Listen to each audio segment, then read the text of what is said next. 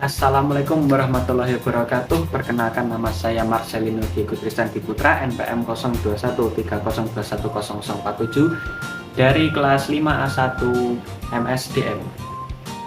Ya, saya di sini karena saya tidak di sana, dan saya di sini mau menjelaskan tentang manajemen risiko dalam mata kuliah manajemen kinerja. Manajemen risiko, menurut Ilhami Fahmi 2010, mendefinisikan manajemen risiko sebagai suatu bidang ilmu yang membahas tentang bagaimana suatu organisasi atau perusahaan menerapkan ukuran dalam memetakan berbagai permasalahan yang ada dengan menempatkan berbagai pendekatan manajemen secara komprehensif dan sistematis. Apa sih fungsi manajemen risiko? Manajemen risiko memiliki fungsi yaitu 1. Menjamin pencapaian tujuan perusahaan, 2. Memberikan keamanan bagi operasional perusahaan, 3. Meningkatkan keuntungan perusahaan, 4. Meminimalisir kemungkinan terjadinya trouble atau kerugian pada perusahaan. Tujuan dari manajemen risiko adalah untuk menjamin bahwa suatu perusahaan atau organisasi dapat memahami, mengukur, serta memonitor berbagai macam risiko yang terjadi dan juga memastikan kebijakan yang ada. Secara khusus, tujuan dari manajemen risiko ialah menyediakan informasi mengenai risiko kepada pihak regulator, meminimalkan kerugian dari berbagai risiko, biaya manajemen risiko yang efisien dan efektif, dan memberikan rasa aman, serta agar pendapatan perusahaan stabil dan mampu memberikan kepuasan bagi pemilik dan pihak lain.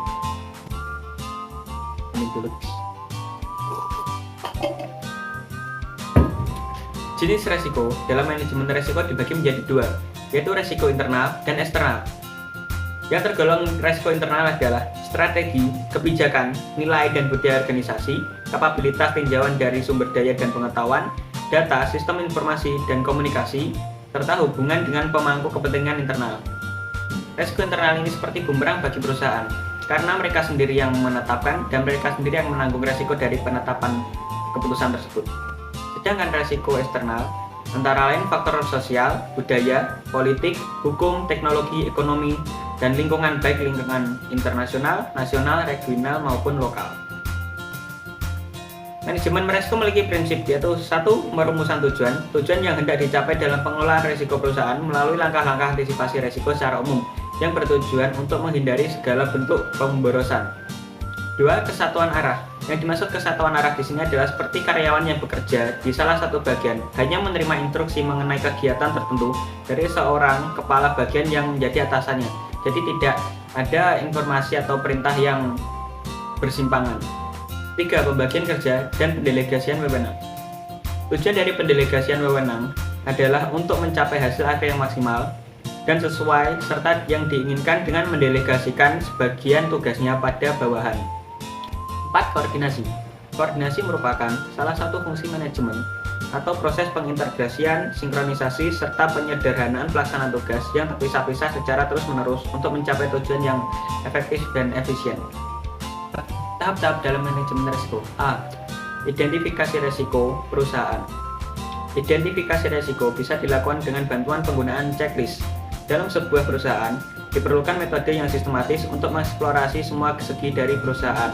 Metode yang biasa digunakan adalah kuesioner, analisis risiko, metode laporan keuangan, dan analisis keuangan.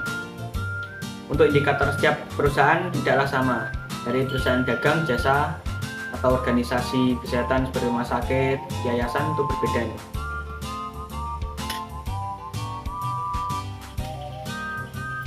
Ini kucing saya. Mengukur basah, ampun. B. Mengukur risiko. Mengukur usaha dilakukan dengan tujuan untuk mengetahui relatif tingkat pentingnya dan memperoleh informasi untuk menetapkan kombinasi peralatan manajemen risiko yang tepat untuk menangani. Metode untuk mengukur risiko ini antara lain 1. Metode sensitivitas, 2. Metode volatilitas, 3. Risiko sisi bawah. 3. Atau C. Pengendalian risiko. Pengendalian risiko dapat dilakukan melalui pengendalian risiko dan pembiayaan risiko. Terima kasih telah menonton video saya yang tidak begitu semoga berguna lah untuk Anda. Kalau ada yang tanyakan silahkan komen saja atau browsing. Terima kasih.